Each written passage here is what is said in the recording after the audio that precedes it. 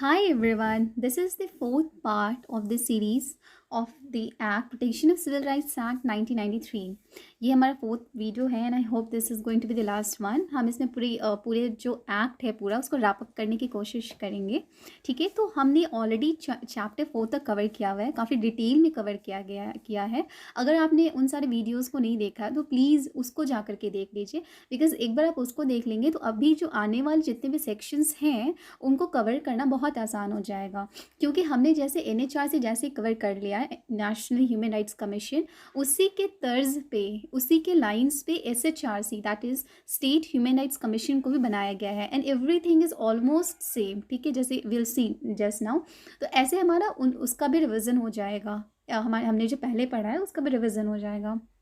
ठीक है, so we come to chapter 5 that talks about SHRC. हम शॉर्ट में इसको एसएचआरसी बोलेंगे।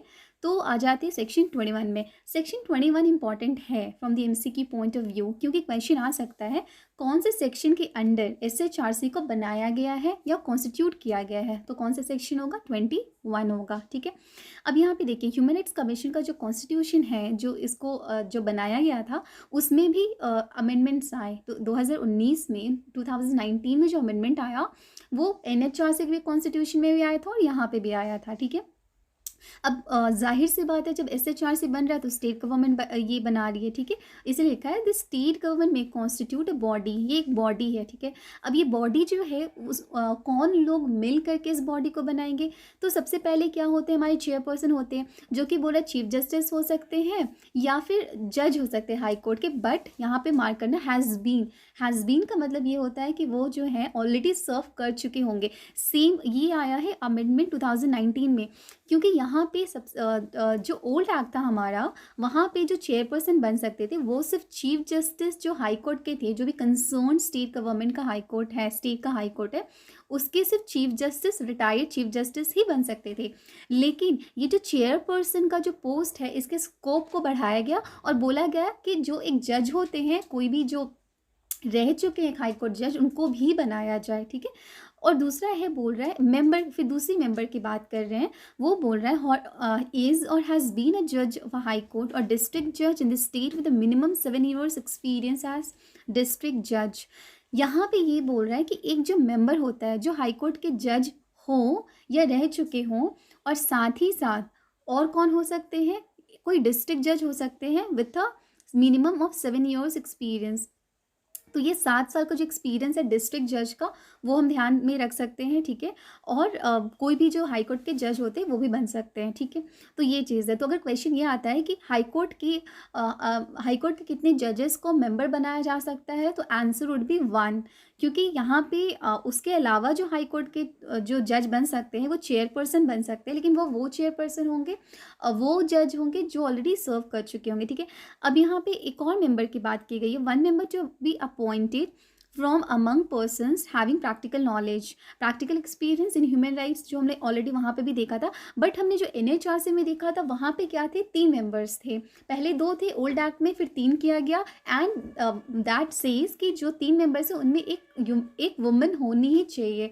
लेकिन यहाँ जब एसएचआरसी की बात की जाती है तो यहाँ पे 1 है। तो एनएचआरसी में क्या था, 3, और यहाँ पे क्या है 1। तो 3 एंड 1 मतलब 3 और 1 को नहीं भूलना है। ठीक है, उसके अलावा बोल रहा है कि यहाँ पे सेक्रेटरी होंगे shall be the chief executive officer. तो देखिए यहाँ पे हमने वहाँ पे भी पढ़ा था चीफ एग्जीक्यूटिव की एक अलग पोस्ट क्रिएट किया जाता है जिनको सेक्रेटरी जनरल बोलते थे हम एनएचआरसी में। तो एनएचआरसी के जो सेक्रेटरी जनरल थे, हमने ये भी देखा था कि वो एडमिनिस्ट्रेटिव फंक्शंस परफॉर्म करते हैं ना, एडमिनिस्ट्रेटिव फंक्शंस परफॉर्म करते हैं वो। और उन एडमिनिस्ट्रेटिव फंक्शंस में भी देखा था ये कि जो भी जो कमीशन है, मतलब जो एनएचआरसी के जो भी अकाउंट्स, जो भी ऑर्डर्स होते हैं उसको ऑथेंटिकेट करते थे सेक्रेटरी जनरल।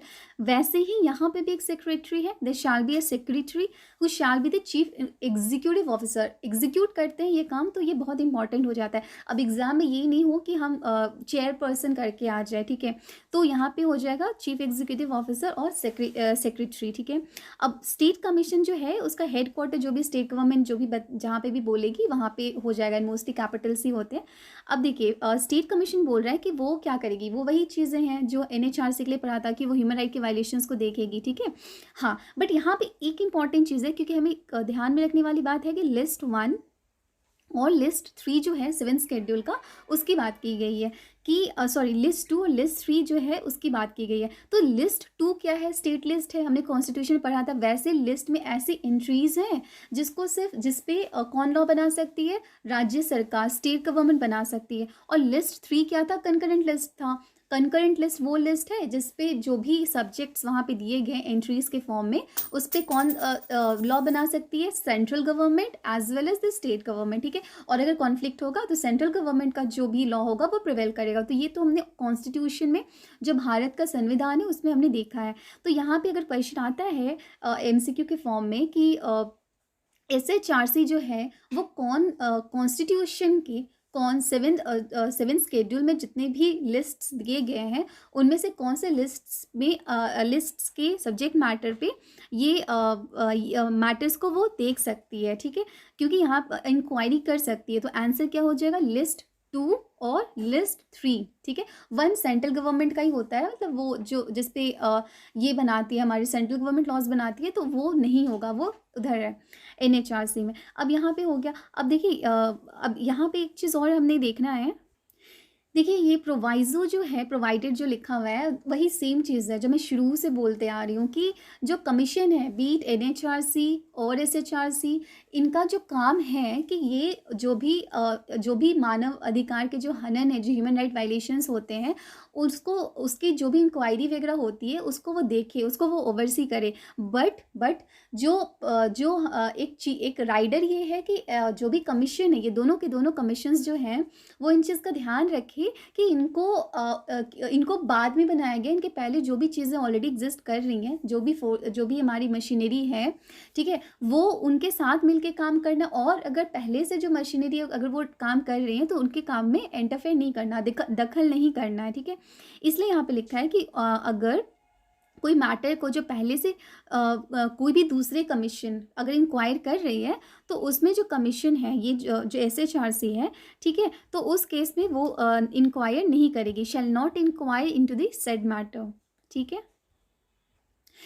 जैसे कि हमने जो कमीशंस देखा था, जो कॉन्स्टिट्यूशन देखा था सेक्शन 3 में, जिसमें बहुत कमीशंस देखे थे, आई थिंक 7 कमीशंस थे, जिसमें जैसे ST/SC का कमीशन है, बैकवर्ड क्लास का कमीशन है, then you have women commission है, चिल्ड्रन का कमीशन था, डिसेबिलिटीज़ वाले कमीशन थी। तो ये जो कमीशन है ये ऑलरेडी तो है ही, ये भी तो ह्यूमन राइट्स को ही देखती है कहीं ना कहीं, ठीक है। तो उस केस में जो है अगर वो लोग काम कर रहे हैं तो उनको वो काम करने देगी।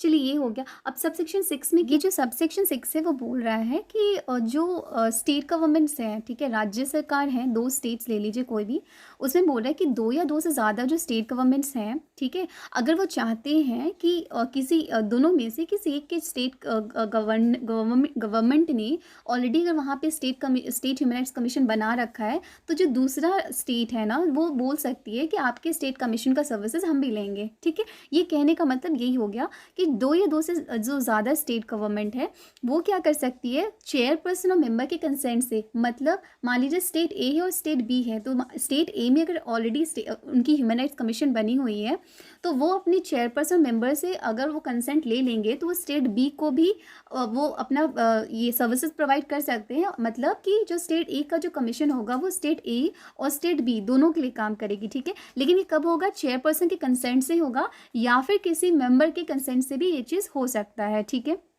मतलब कहने का मतलब यही हुआ कि एक स्टेट का SHRC जो है दूसरे स्टेट के लिए भी काम कर सकती है, ठीक है, साथ ही साथ काम कर सकती है। अब चलिए यहाँ पे ये हो गया कि अब जो भी रिकमेंडेशंस हैं, ठीक है, जो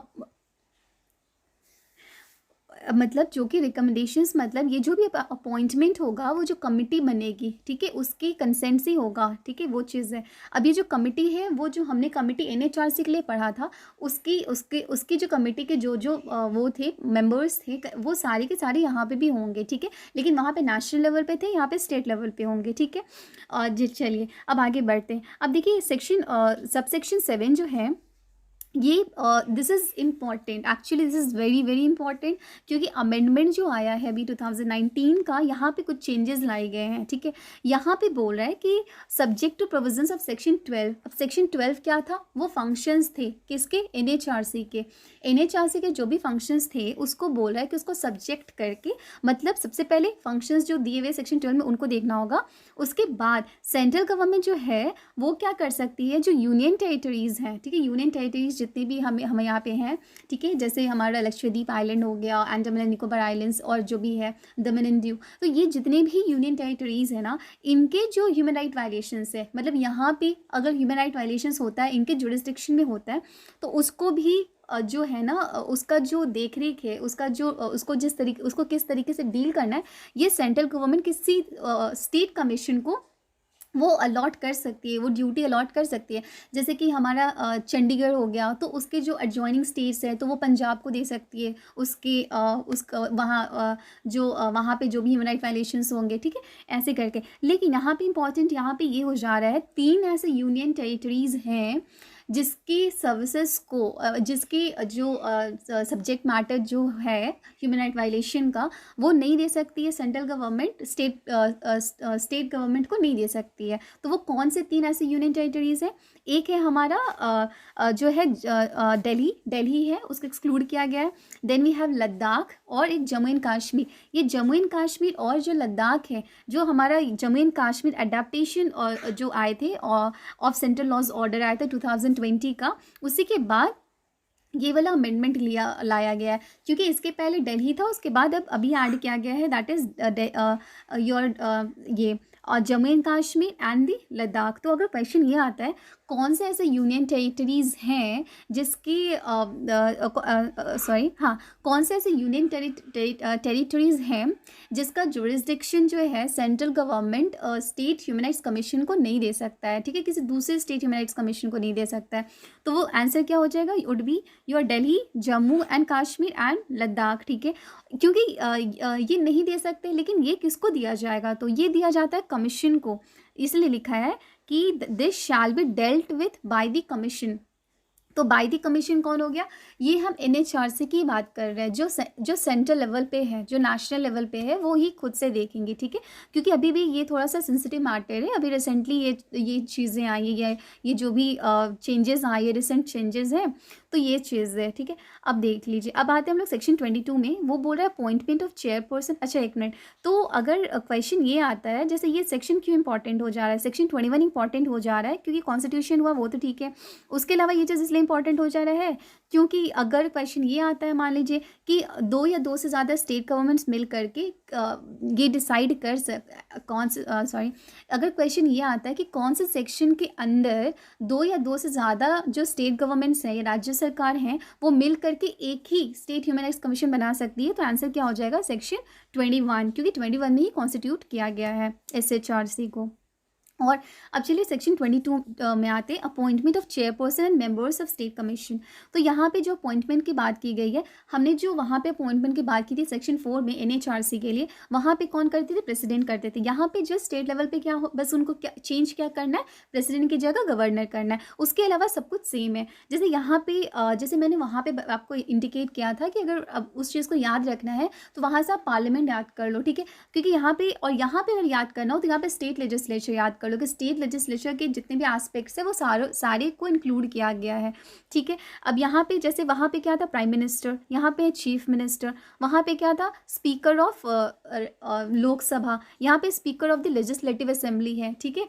मतलब यहाँ के जो स्टेट लेवल पे जो उसका इक्विवेलेंट है। फिर वहाँ पे क्या था? Leader of opposition in legislative assembly, मतलब लोकसभा का अपोजिशन। यहाँ पे लेजिस्लेटिव असेंबली जो है वहाँ का ये हो जाएगा, विधानसभा का जो अपोजिशन है वो हो जाएगा, ठीक है।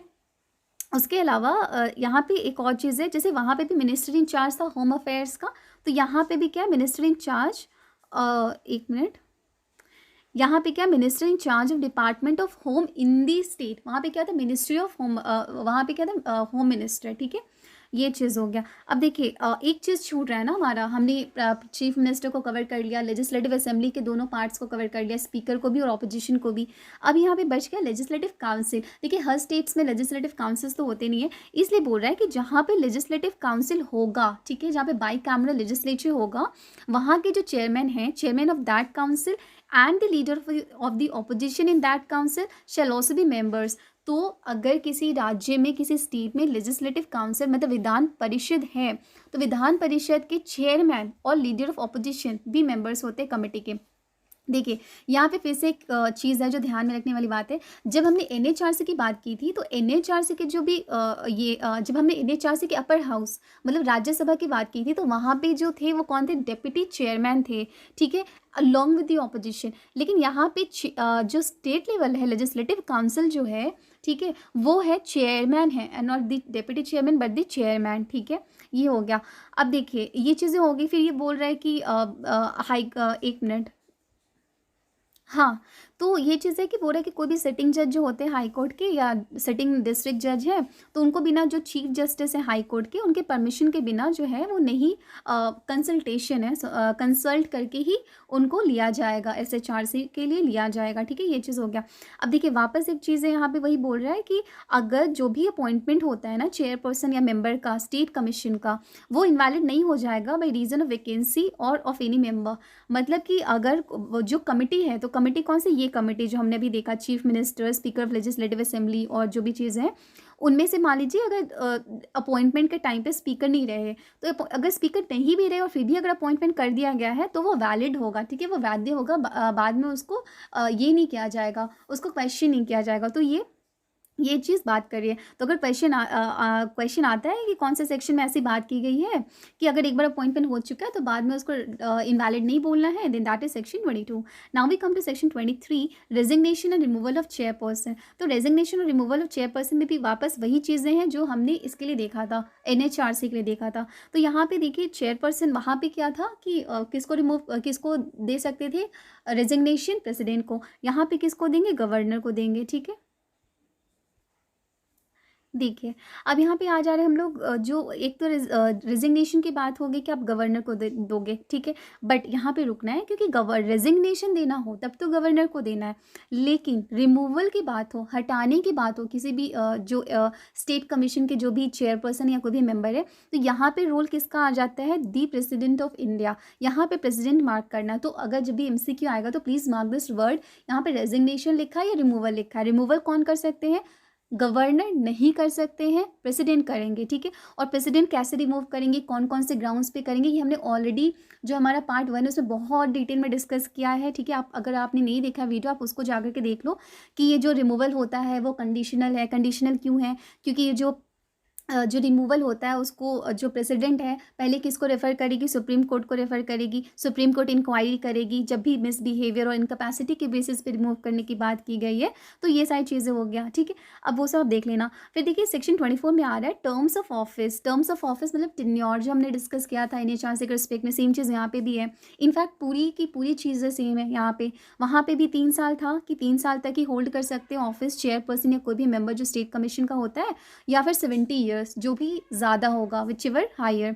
और यहाँ पे भी वही चीज़ है कि 70 ईयर्स के बियॉन्ड जा कर के होल्ड नहीं कर सकते ऑफिस, ठीक है। अब यहाँ पे एक चीज़ आप देखना कि यहाँ पे भी जो अमेंडमेंट आया था 2019 का, वहाँ बोल रहा है and shall be eligible for reappointment.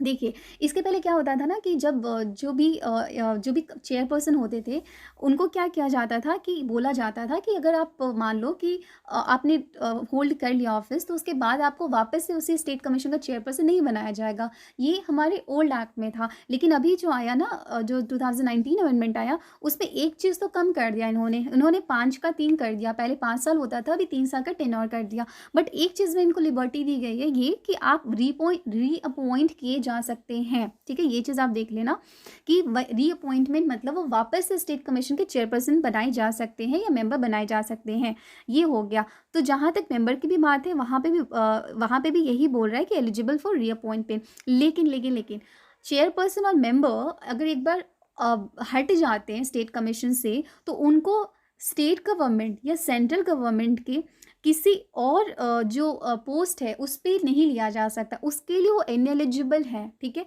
मतलब एक बार अगर बन, जैसे अभी Arun Kumar Mishra, he is the ये chairperson of national human rights commission, हमने वहाँ पे भी डिस्कस किया था कि अगर अभी वो बने हुए हैं तो इसके बाद जब वो रिटायर करते हैं 3 साल हो जाने के बाद या 70 ईयर्स हो जाने के वजह से, तो उनको वापस से किसी दूसरी पोस्ट के लिए नहीं लिया जाएगा। हाँ, वापस अगर वो वापस से इसी NHRC के ही बनना चाहते हैं वो चेयरपर्सन या मेंबर, तो अलाउड है, उसके अलावा कहीं और नहीं जाएगा।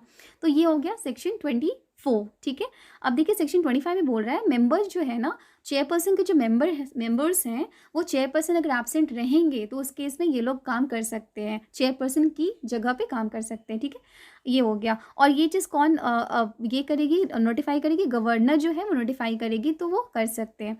उसके अलावा देखिए जो 26 है, सेक्शन 26, वहाँ पे बोल रहा है कि टर्म्स एंड कंडीशन जो होता है, कंडीशंस ऑफ सर्विस जो हमने पढ़ा था, चेयरपर्सन जो हमने NHRC का भी देखा था, वहाँ पे भी सेम चीज़ है, ठीक है, कि जो सैलरीज अलावेंसेज है उनको इस तरीके से कम ना किया जाए कि उनको लॉस हो जाए, ये चीज़। अब सेक्शन 27 में बोल रहा है officers and other staff of the commission. हमें बहुत डिटेल में जितनी भी सेक्शंस है ये सारे के सारे जो है जो नेशनल कमीशन था उसके लिए भी पढ़ा है, तो आप वहाँ पे जाकर देख लो, ठीक है। इसलिए हम डिटेल में यहाँ डिस्कस नहीं कर रहे हैं, बस यहाँ पे जो जो चेंजेस है बस उनको देख रहे हैं। तो यहाँ जो स्टेट कमीशन को भी जो स्टेट कमीशन को भी अलग से ऑफिसर्स और स्टाफ की ज़रूरत पड़ जाएगी, तो यहाँ पे भी हो गया, कौन हो जाएंगे, एक not below the rank of secretary to the state government, ठीक है, जिनको सेक्रेटरी जो होता है स्टेट कमीशन का जो सेक्रेटरी है, वो किसको बनाया जाएगा, वो उस कंसर्न स्टेट गवर्नमेंट के जो सेक्रेटरी रैंक के जो होंगे पर्सन, उनको बनाया जाएगा, ठीक है। अब यहाँ पे देखिए, और इन्वेस्टिगेशन की जब बात होती है, पुलिस एंड इन्वेस्टिगेटिव स्टाफ की बात होती है यहाँ पे, तो हमने जब NHRC पढ़ा था तो वहाँ पे क्या देखा था, वहाँ पे DGP देखा था, डायरेक्टर जनरल ऑफ पुलिस। और यहाँ पे जब स्टेट कमीशन की बात हो रही है तो यहाँ पे कौन आ जाते हैं, IGP, inspector general of police. तो इंस्पेक्टर जनरल ऑफ पुलिस, अब कंफ्यूज नहीं करना, वहाँ पे DGP था, यहाँ पे इंस्पेक्टर जनरल ऑफ पुलिस है, ठीक है। चलिए, अब यहाँ पे एनुअल रिपोर्ट्स और स्पेशल रिपोर्ट्स की बात है। अब ये कौन से रिपोर्ट्स होते हैं वो हमने बहुत डिटेल में डिस्कस किया गया, you can refer to the previous video. अब एनुअल एंड स्पेशल रिपोर्ट्स होता है, स्टेट कमीशन भी अपना एक एनुअल और स्पेशल रिपोर्ट पब्लिश करती है, जस्ट लाइक NHRC। वो तो ये सेक्शन में देख लीजिए बस कि कौन से सेक्शन में करती है, ये पूछ सकते हैं, under which section annual and special reports of state commission is publish, ये आ सकता है, ठीक है। ये चीज़ हो गया। सेक्शन 29 बोल रहा है application of certain provisions relating to national human rights commission. अब देखिए सेक्शन 29 जो है वो ये बोल रहा है कि जो NHRC के जितने भी प्रोविजंस हैं वो स्टेट कमीशन पे भी अप्लाई करेंगी। अब ये कौन कौन से प्रोविजंस होंगे, 9, 10, 11, सॉरी 11 नहीं है, 12, 13, 14, 15, 16, 17, 18, ठीक है, 18 तक यहाँ पे भी जो भी अप्लाई करेंगे। तो इसका भी एक बार देख सकते हो, क्योंकि क्वेश्चन डायरेक्ट यहाँ से फ्रेम हो सकता है कि कौन कौन से प्रोविजंस हैं NHRC के, नेशनल ह्यूमन राइट्स कमीशन के, जो स्टेट कमीशन पे भी अप्लाई करते हैं, ठीक है। जैसे 9 हो गया, 9 क्या था जो हमने देखा था कि जो भी प्रोसीडिंग्स है उनको इनवैलिडेट नहीं किया जाएगा, बाद में चल करके इनवैलिडेट नहीं किया जाता है, वो हमने देखा था सेक्शन 9 में, ठीक है। Vacancy not to invalidate proceedings. फिर हमारा जो है 12 में फंक्शंस की हमने बात की थी, ठीक है, इस तरीके से हमने बात की थी, ठीक है। तो वो चीज़ है। 10 में हमने बात की थी कि जो NHRC वो अपनी जो प्रोसीडिंग्स है उनको खुद रेगुलेट करेगा, ठीक है, वही यहाँ पे NHRC में। तो आप एक एक करके जो भी सेक्शन है यहाँ पे अगर देख लो तो 9, 10, 11 को छोड़ करके 9 से लेकर के 18 तक जितने भी जो भी प्रोविजंस है वो यहाँ पे भी अप्लाई करेंगे, ठीक है, 9 से लेकर के 18 एक्सक्लूडिंग 11। अब चलिए हम लोग आ जाते हैं चैप्टर 6 में। तो चलिए अब सब कुछ हो गया, इंक्वायरी हो गया, इन्वेस्टिगेशन हो गया, सब कुछ हो गया। अब हम आ जाते हैं यहाँ पे कोर्ट्स पे आ जाते हैं। तो चैप्टर 6 क्या बात करता है, ह्यूमन राइट्स कोर्ट्स की। ह्यूमन राइट वायलेशंस को डील करना है तो कोर्ट का नाम ह्यूमन राइट्स हो जाएगा। तो सेक्शन 30 में ये बहुत इंपॉर्टेंट है, this is very important. A direct question could be framed, यहाँ से एक डायरेक्ट क्वेश्चन बन सकता है कि कौन से सेक्शन के अंदर ह्यूमन राइट कोर्ट्स को बनाया गया है, ह्यूमन राइट कोर्ट्स को डील किया गया है, ठीक है। यहाँ पे लिख रहा है for the purpose of providing speedy trial के पर्पस से ही तो स्पीडी ट्रायल के पर्पस, स्पीडी ट्रायल क्यों? क्योंकि जहाँ पे भी ह्यूमन राइट वायलेशंस होता है वहाँ पे जो भी स्टेट गवर्नमेंट है या अगर सेंट्रल गवर्नमेंट है तो वो लोग काफ़ी ज़्यादा कंसर्न्ड हो जाते हैं, ठीक है। ह्यूमन राइट्स होते हैं वो सबसे सुप्रीम राइट्स माने जाते हैं, ठीक है, this are of fundamental nature. तो उनको तुरंत से तुरंत उनको डील करना बहुत ज़रूरी हो जाता है। इसीलिए ज़रूरत ये है कि जो एग्जिस्टिंग कोर्ट ऑफ सेशन है, ठीक है, क्योंकि यहाँ पे ये याद करना है कोर्ट ऑफ सेशन, ये ध्यान में रखना है यहाँ से कि जो भी डिस्ट्रिक्ट्स में सेशंस में जो कोर्ट ऑफ सेशन होता है उसको ये किया जाता है, डिक्लेयर किया जाता है या स्पेसिफाई किया जाता है कि उनको ह्यूमन राइट कोर्स जो है उन माना जाएगा। इसलिए यहाँ पे बोल रहा है कि जो स्टेट गवर्नमेंट है, ठीक है, with the concurrence of chief justice of high court, concurrence लिखा हुआ है, नॉट कंसल्टेशन, कंकरेंस लिखा हुआ है, मतलब वो दोनों की आपस कंसेंट के साथ, चीफ जस्टिस के कंसेंट से ही जो स्टेट गवर्नमेंट है हर डिस्ट्रिक्ट के लिए, हर जिला के लिए, for each district a court of session जो है, जो भी कोर्ट ऑफ सेशन वहाँ पे सेशन कोर्ट, सेशंस कोर्ट काम कर रही है, उनको डिक्लेयर कर सकती है क्या कि वो ह्यूमन राइट्स कोर्ट्स माने जाएंगे किस चीज़ के लिए, जो भी ऑफेंसेस है उनको डील करने के लिए, उनको ट्राई करने के लिए, ठीक है।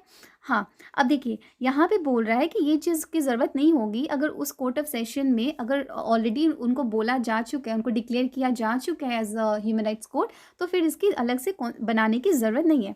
तो सेक्शन 30 जो है 30, सेक्शन 30 इंपॉर्टेंट है क्योंकि यहाँ ह्यूमन राइट्स कोर्ट्स की बात की गई है, ठीक है। अब कोर्ट्स आ गए तो कोर्ट्स में प्रोसीडिंग्स चलाने के लिए पब्लिक प्रोसिक्यूटर भी चाहिए होंगे, तो वही बोल रहा है 31 स्पेशल पब्लिक प्रोसिक्यूटर, ठीक है। ये इंपॉर्टेंट हो जाता है given the ATPO exam in view, उसको देखकर अगर ध्यान में रखेंगे तो सेक्शन 31 भी इंपॉर्टेंट हो जाता है क्योंकि, ठीक है, तो स्पेशल पब्लिक प्रोसिक्यूटर, अब स्पेशल कोर्ट बना है तो पब्लिक प्रोसिक्यूटर भी स्पेशल होंगे, तो स्पेशल पब्लिक प्रोसिक्यूटर है वो चीज़ है। लेकिन इनका जो public special public prosecutor that is SPP जो बनेंगे वो ऐसे किसी एडवोकेट को बनाया जाएगा जिनका 7 साल से कम की प्रैक्टिस ना हो। इसलिए स्टेट गवर्नमेंट बोल रहा है कि किसी भी पब्लिक प्रोसिक्यूटर जो है या किसी दूसरे एडवोकेट को जिनकी 7 साल, कम से कम 7 साल की प्रैक्टिस हो, उनको स्पेशल पब्लिक प्रोसिक्यूटर बना सकता है, किसका? ह्यूमन राइट्स कोर्ट्स का। तो ये हो गया चैप्टर 6। अब चैप्टर 7 में आ जाते हैं, फाइनेंस अकाउंट्स एंड ऑडिट।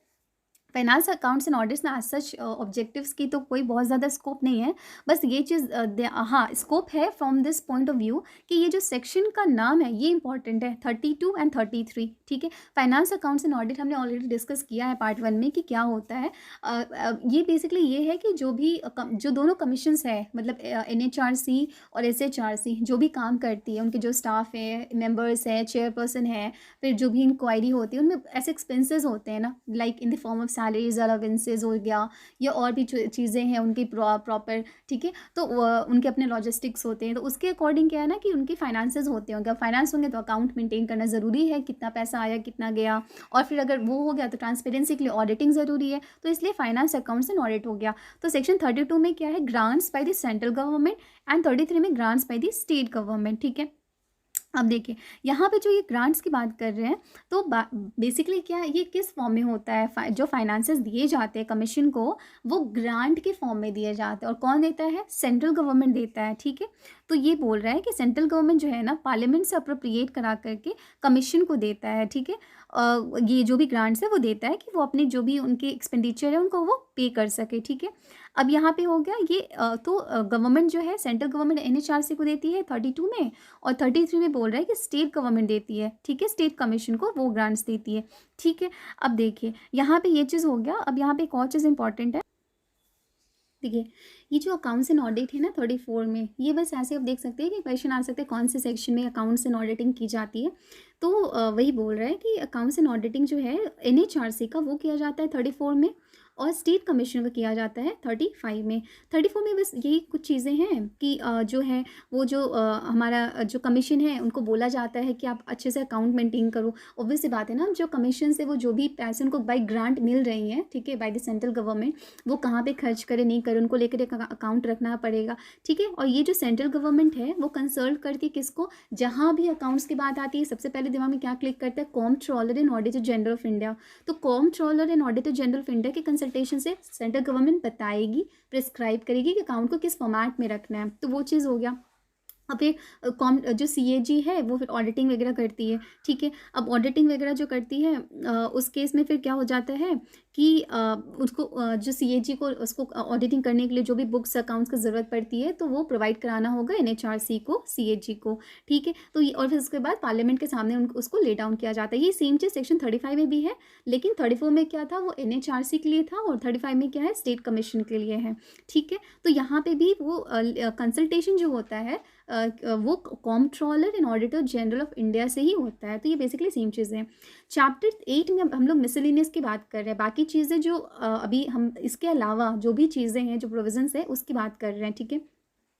36 बोल रहा है, section 36 matters not subject to jurisdiction of the commission, ठीक है। अब देखिए यहाँ पे क्या है ना, देखिए यहाँ पे क्या है ना, ये सेक्शन जो है ये बहुत इंपॉर्टेंट है। This section 36 is very important from the examination point of view, क्योंकि यहाँ पे जो सब्जेक्ट मैटर का जो जुरिस्डिक्शन उसकी बात की गई है। देखिए जहाँ पे भी कमीशन लिखा हुआ है इसका मतलब हो जाता है हमारा national commission, national human rights commission. तो बोल रहा है कि कमीशन जो है वो ऐसे मैटर को इंक्वायर नहीं करेगी जो स्टेट कमीशन के सामने हो। ये जो सेपरेशन ऑफ पावर का जो हमने कॉन्सेप्ट पढ़ा है ना, उसी का एक रिफ्लेक्शन है, ठीक है, उसी का एक एग्जाम्पल है कि स्टेट कमीशन और एनएचआरसी का एक अपना डिफाइंड वो है, स्कोप है काम करने का, उसमें इंटरफेयर नहीं किया करेगी कमीशन, ठीक है। अब देखिए ये चीज़ हो गया। उसके अलावा कमीशन और स्टेट कमीशन जो है बोल रहा था वो वैसे मैटर को इंक्वायर नहीं करेगी जो कि, ठीक है, 1 साल जिसको बीत चुके हैं from the date of violation of human rights. मतलब अगर किसी दिन किसी पर्टिकुलर डे को जो मानव अधिकार है या फिर ह्यूमन राइट वायलेशन का जो रिपोर्टिंग होता है उस दिन से लेकर के 1 साल तक, ठीक है, ये अगर उस मैटर को नहीं टिकअप किया गया तो उसके बाद उस कमीशन है, मतलब सेंट्रल जो नेशनल ह्यूमन राइट्स कमीशन है या स्टेट कमीशन है, उस मैटर को टिकअप नहीं करेगी, ठीक है। ये किस चीज़ का रिफ्लेक्शन है, ये जो चीज़ हमने पढ़ा है कि जो भी पब्लिक इंटरेस्ट में हम ये चीज़ बोलते हैं कि जो भी चीज़ें हैं वो हम चाहते हैं कि वो एंड हो, वो ख़त्म हो, ठीक है। अगर ऐसे ये जो होता है ये लिमिटेड जुरिस्डिक्शन का भी एग्जाम्पल है, ठीक है, कि जो भी बोलते हैं ना कि जो स्टील डिमांड, जो स्टील जो भी ये होते हैं डिमांड्स होते हैं उनको नहीं टेकअप करेगी, ठीक है। अब देखिए सेक्शन 37, तो बेसिकली ये क्या है, सेक्शन 36 इसलिए इंपॉर्टेंट है क्योंकि 1 साल का जो पीरियड है, ये जो समय है 1 साल का, ये देख लेना है, ठीक है, वो चीज़ हो गया। अब देखिए हम देख रहे हैं सेक्शन 37 बोल रहा है कि स्पेशल इन्वेस्टिगेशन टीम्स को बनाया जाएगा, ठीक है। तो यहाँ पे भी ऐसा कुछ इंपॉर्टेंट नहीं है, बट देख सकते हैं सेक्शन 37 को, देख सकते हैं इस पॉइंट ऑफ व्यू से कि क्वेश्चन आ सकता है कौन से सेक्शन के अंडर स्पेशल इन्वेस्टिगेशन टीम्स को बनाया जाता है, ठीक है।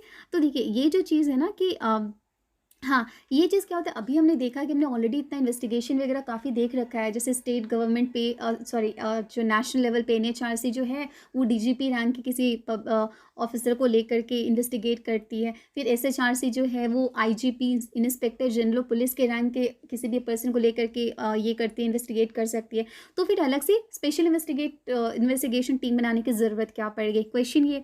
लेकिन बहुत बार क्या होता है ना कि अगर ऐसे सिचुएशन अराइज हो जाते हैं कि गवर्नमेंट जो है उनको लगता है कि हाँ एक अलग एसआईटी, जो हम लोग बेसिकली सुनते हैं न्यूज़ वगैरह में, ये एसआईटी का गठन किया गया, तो वो जो एसआईटी है ना, that is the same thing, special investigation team जो है वो बनाई जाती है, ठीक है, उस ऐसे पुलिस ऑफिसर्स को लेकर के जो ज़रूरी होते हैं। अब देखिए यहाँ पे पूरा protection of action taken in good faith, this is very very important, section 38 is very important.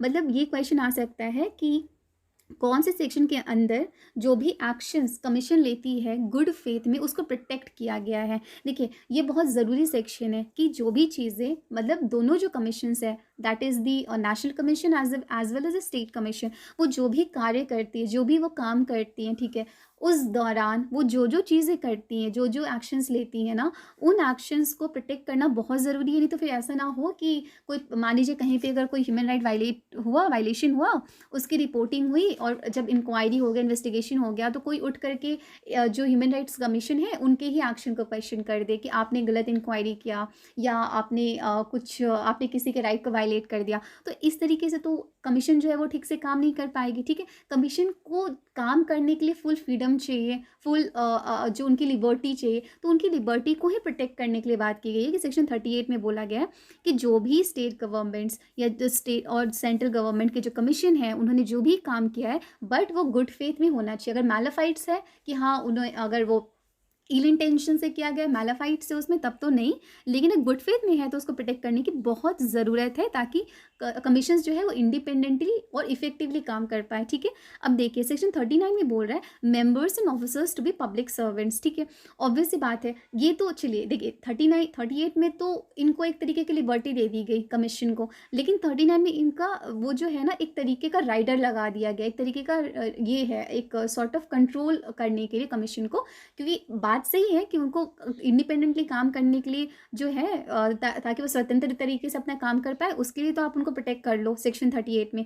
लेकिन वो जो है अगर इन केस कुछ इश्यूज हो जाते हैं बाद में चल करके, तो वो जो मेंबर्स हैं कमीशन के या जो चेयरपर्सन है उनको पब्लिक सर्वेंट ही माना जाएगा। ठीक है, पब्लिक सर्वेंट मानना क्यों ज़रूरी है? क्योंकि अगर पब्लिक सर्वेंट मानेंगे तभी तो अगर कुछ ऐसा कोई इशू, अगर कुछ कोई लूप होल अगर रिपोर्ट की जाती है कि इन्होंने काम करने के दौरान कोई लूप होल कर दिया या किसी तरीके का किसी के राइट को वायलेट कर दिया, तो उनको जो डील करना है आईपीसी के अंदर हो गया या जो भी, और अगर ऐसे एक्ट्स हैं जो पनिश करते हैं ऐसे जो नेग्लिजेंट पार्ट होता है पब्लिक सर्वेंट के बिहाफ पे, उनको वो डील कर सके। ठीक है, देखिए इसलिए बोला for the purpose of section 21, section 21 IPC में डिफाइन किया गया है क्या पब्लिक सर्वेंट, वहाँ से आप देख सकते हैं। तो इसलिए मेंबर्स एंड ऑफिसर्स को माना गया है, क्या बोला गया है, ये भी पब्लिक सर्वेंट्स ही माने जाएंगे। ठीक है, okay, now we come to section 40 which says power of central government to make rules. ठीक है, अब देखिए जो भी हमने ऐसे पढ़ा है, डेलीगेटेड लेजिस्लेशन की बात होती है तो पूरा का पूरा एडमिनिस्ट्रेटिव लॉ है जिसमें हमने बात किया गया है कि जो भी एक एक्ट बना दिया जाता है, फिर उस एक्ट के अंदर भी एक हमारा सेक्शन होता है जिसके अंदर रूल्स बनाए जा सकते हैं। तो यहाँ पे वही बात है, power of central government to make rules कौन बना सकता है? जो केंद्रीय सरकार है, जो सेंट्रल गवर्नमेंट है वो रूल्स बना सकती है सेक्शन 40 में। ठीक है, जैसे किन किन चीज़ों को लेकर, जैसे सैलरीज होते हैं, अलाउंसेस होते हैं ऑफिसर्स को, उनको लेकर के। ठीक है, ये सारी चीज़ें, ये एनुअल स्टेटमेंट जो होता है अकाउंट्स का, जो हमने पढ़ा था फाइनेंस अकाउंट्स ऑडिटिंग में, उसको रिपोर्ट करने के लिए उनसे रिलेटेड चीज़ें हो सकती हैं। ठीक है, अब देखिए यहाँ पे सेक्शन 40 ये जो है power to make rules retrospectively. ठीक है, देखिए ये जो सेक्शन 40 ये है ना जो बोल रहा है power to makes rules retrospectively, इसको लाया गया था एक्ट 49 ऑफ 2000 एक्ट से, जो था अमेंडमेंट एक्ट से लाया गया था। इसमें ये बोल रहा है ना कि जैसे रेट्रोस्पेक्टिविटी की बात तो हमने जो हमारा पार्ट 1 है उससे ही डिस्कस किया गया है ना, कि ये जो एक्ट था पहले ऑर्डिनेंस आया था, ऑर्डिनेंस के बाद जाकर ऑर्डिनेंस आया था 28 सितंबर 1993 को, फिर जो है 8 जनवरी को जाकर के फाइनली ये एक्ट बना था जो भी हम पढ़ रहे हैं। ठीक है, तो बात यहाँ पे ये हो जा रही है कि 2000 में बोला गया कि जो भी रूल्स बनाने की बात कही गई है, कौन से रूल्स जो हमने अभी डिस्कस किया, सेंट्रल गवर्नमेंट के जो पावर है रूल्स बनाने के लिए अंडर सेक्शन 40, वो जो पावर है ना वो रेट्रोस्पेक्टिवली अप्लाई करता है। मतलब अभी भी अगर आज भी सेंट्रल गवर्नमेंट चाहे तो कोई वो रूल बना सकती है और आज रूल बना करके उसको रेट्रोस्पेक्टिव इफेक्ट दे सकती है। मतलब वो रूल जो है वो कब से लागू किया जाएगा, आज बना हो भले, लेकिन लागू कब हो सकता है, किसी भी पास्ट डेट से उसको लागू कराया जा सकता है। ठीक है, लेकिन यहाँ पे मार्क करने वाली ये चीज़ है कि रेट्रोस्पेक्टिव उसको कर सकते हैं, ये बात तो है, लेकिन रेट्रोस्पेक्टिव वो कब से कर सकते हैं, वो बोल रहा था जिस दिन इस एक्ट को प्रेसिडेंट ने असेंट किया था। देखिए यहाँ पे लिखा प्रेसिडेंट ने असेंट किया था, उस दिन से ही कर सकते, उसके पीछे नहीं कर सकते। ठीक है, जैसे तो असेंट कब किया था प्रेसिडेंट ने इस एक्ट को, दैट इज़ 8 जनवरी जो हमने देखा था 1994 को, उस दिन से ही इसको उस दिन तक जो है इसको रेट्रोस्पेक्टिव इफेक्ट दिया जा सकता है, उसके पहले नहीं दिया जा सकता। ठीक है, तो ये चीज़ हो गया, ये 40A में आप देख सकते हो। ठीक है, अब देखिए 40B में आता है power of commission to make regulation. So obvious सी बात है, ये भी वही डेलीगेटेड लेजिस्लेशन का एक एग्जाम्पल है कि ये जो है ना कि जो कमीशन है, जाहिर सी बात है कमीशन जब भी काम कर रही है तो उसको ज़रूरत पड़ सकती होगी बहुत सारे ऐसे रेगुलेशंस बनाने के लिए, ताकि वो लोग ठीक से काम कर पाए अपने प्रोसीजर्स को लेकर के। फिर जो यहाँ पे रिटर्न्स एंड ये स्टैटिस्टिक्स की बात की गई है उस टाइप से। बस ये जो सबसेक्शन 3 है कि वो जो रेगुलेशन बनता है वो किस तरीके से बनेगा, तो वो सब आप देख सकते हो कि पहले उसको लेट डाउन किया जाता है पार्लियामेंट में for a total period of 30 days, 30 दिन के लिए उसको लेट डाउन किया जाता है। ठीक है, ऐसे करके और भी जो ऐसी चीज़ें हैं वो आप देख सकते हो। ठीक है, उसके बाद ही कुछ चीज़ें हो सकती हैं और फिर फाइनली जा करके वो रेगुलेशन इफेक्ट में आता है। तो ये आप ऐसे देख सकते हो, ऐसे ऑल्दो यहाँ से क्वेश्चंस नहीं फ्रेम होते, but you can see section 41 में हो रहा है power of state government to make rules. तो हमने 40 में सेंट्रल गवर्नमेंट के बारे में बात किया गया, पावर टू मेक रूल्स, तो यहाँ पे हो गया स्टेट गवर्नमेंट अंडर सेक्शन 41। ठीक है, ये सारी चीज़ें हो गया। अब ये 42 में पावर टू रिमूव डिफिकल्टीज़ की बात हो गई। और हाँ, मतलब ऑब्वियस सी बात है, जब भी कुछ ऐसा कमीशन बनाया जाता है, कोई एक्ट आता है, तो उस एक्ट को तो बना तो दिया जाता है, बट बाद में ऐसे कुछ डिफिकल्ट सिचुएशन अराइज हो, तो ऐसे केस में क्या होता है कि जो सेंट्रल गवर्नमेंट है ऑफिशियल गजट में पब्लिश करके वो डिफिकल्टी को रिमूव कर सकती है। ठीक है, लेकिन यहाँ पे भी देखिए एक राइटर यहाँ पे बोल रहा है, provided that no such order shall be made after the expiry of the period of 2 years from the date of commencement of this act। तो बेसिकली कहने का मतलब ये है कि जो सेंट्रल गवर्नमेंट जब जैसे कोई भी एक्ट बना दिया जाता है ना, तो एक्ट बनाने के बाद क्या होता है कि जब उसके प्रोविजंस को एक्चुअली इफेक्ट दिया जाता है, जब उनको ग्राउंड पे जब उतारा जाता है, तो कुछ कुछ डिफ़िकल्टी हो जाती है, मुश्किलें आती हैं उसको इम्प्लीमेंट करने में, प्रैक्टिकल डिफ़िकल्टी होती है। तो उसी चीज़ को रिमूव करने के लिए एक सेंट्रल गवर्नमेंट जो है अपने लिए पावर रिजर्व करता है। लेकिन बोल रहा है कि ये जो चीज़ है ना, ये जो ऑर्डर इस सेक्शन के अंडर ऑर्डर जो करती है सेंट्रल गवर्नमेंट के पास जो पावर है उस डिफ़िकल्टी को दूर करने का, वो जो एक्ट बना था उसके 2 साल तक ही कर सकती थी। मतलब ये डेट जो है वो ऑलरेडी पास हो चुका है। तो एज सच इस सेक्शन का प्रेजेंट में वर्तमान में एज सच कोई बहुत रेलेवेंस नहीं है, क्योंकि वो जो पावर था सेंट्रल गवर्नमेंट का डिफ़िकल्टीज को रिमूव करने का, यहाँ पे लिखा है कि ऐसा कोई भी ऑर्डर जो है after the expiry of period of 2 years from the date of commencement of this act. अब ये जो एक्ट कमेंस कब हुआ था, we already saw that happened on 28 सितंबर 1993। तो वहाँ से लेकर के 2 साल ले लीजिए, 94 95, मतलब 28 सितंबर 1995 तक ही था। उसके बाद तो वो कर नहीं सकते। तो इस एक्ट का ऐसा कोई वो नहीं है, बट ऐसे मैंने हल्का सा डिस्कस कर दिया। ठीक है, वो चीज़ है। मतलब अब जा कर के अब पावर नहीं है सेंट्रल गवर्नमेंट के पास, जो भी डिफ़िकल्टीज़ थी उस टाइम पे जो प्रेजेंट थी वो हो चुके हैं, वो अपना डील कर चुकी है। और सेक्शन लास्ट का जो सेक्शन है रिपील एंड सेविंग्स हो गया। तो ये सब तो है कि रिपील एंड सेविंग्स जो protection of human rights ordinance 1993 उसको रिपील कर दिया गया। तो हमने पार्ट 1 में डिस्कस किया गया था कि ऑर्डिनेंस के थ्रू ही आया था। तो ऑर्डिनेंस कब आया था, 28 सितंबर 1993 को ही आया था। और जब एक्ट कब बना,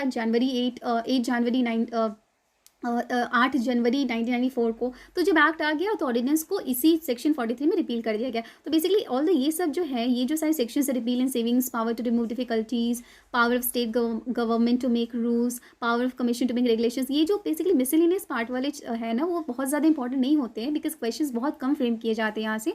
बट यहाँ पे ये जो ये देख लेना, after the expiry of 1 year जो 36 में था कि जो है उसकी बात कर रहा था कि 1 साल के बाद कोई भी ह्यूमन राइट वायलेशन होता है, तो उस वायलेशन के 1 साल तक ही अगर कोई कार्यवाही हो गई है, कोई प्रोसीडिंग हो गई, then it's well and good. उसके बाद कोई भी टाइप का वो उस पर ये नहीं होगा, उस मैटर को टेकअप नहीं किया जाएगा। तो बस ये इंपॉर्टेंट हो गया, अदरवाइज मैंने ऐसा डिस्कस कर दिया तो वीडियो थोड़ा लंबा चला गया। तो you can see we have covered the whole act. ठीक है, ये टोटल 69 पेजेस का पूरा एक्ट है। हमने एक एक सेक्शंस को बहुत अच्छे से डिस्कस कर लिया, बहुत डिटेल तरीके से डिस्कस कर लिया। सी आई नो कि हर सेक्शन जो होता है, सेक्शन का हर एक पार्ट इंपॉर्टेंट नहीं होता है। तो हम लोग जो बहुत लोग होते हैं वो लोग सिलेक्टिव स्टडी करना पसंद करते हैं, which is good.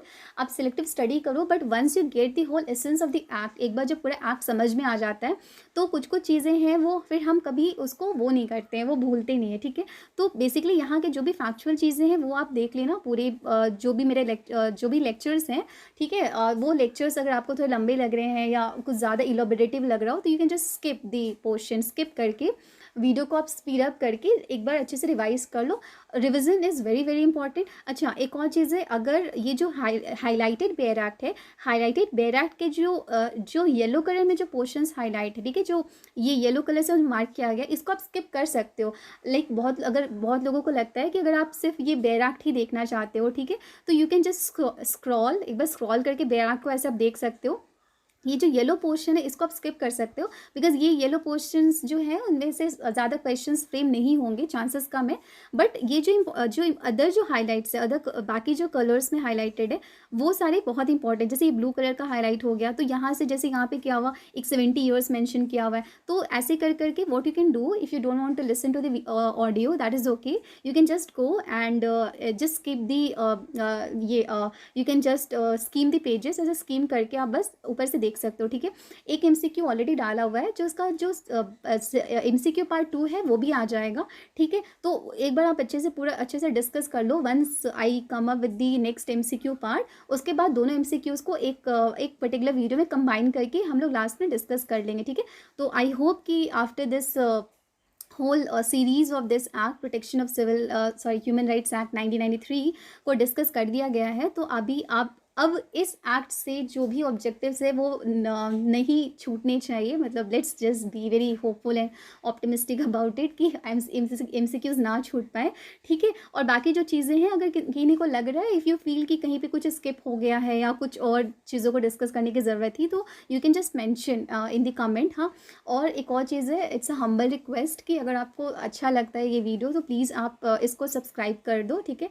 And subscription से भी ज़्यादा इंपॉर्टेंट है, इफ़ यू फील लाइक कि कुछ और भी चेंजेस करना है, कुछ और जो समझ में नहीं आ रहा है या बहुत स्पीड बहुत फास्ट हो जा रहा है या कुछ भी वैसा, जो भी आपका जो भी ओपिनियन होगा, आप प्लीज़ उसको कमेंट बॉक्स में लिख दो, ठीक है, ताकि वो नेक्स्ट वीडियो में उस चीज़ को अपडेट उसका ध्यान रखा जाए, so that I keep that in mind, ठीक है। एंड सो अभी कुछ दिन ही बचे हुए एग्ज़ाम के लिए, so I know all of you must be very busy about it, तो आप अच्छे से पढ़ते रहो, ठीक है।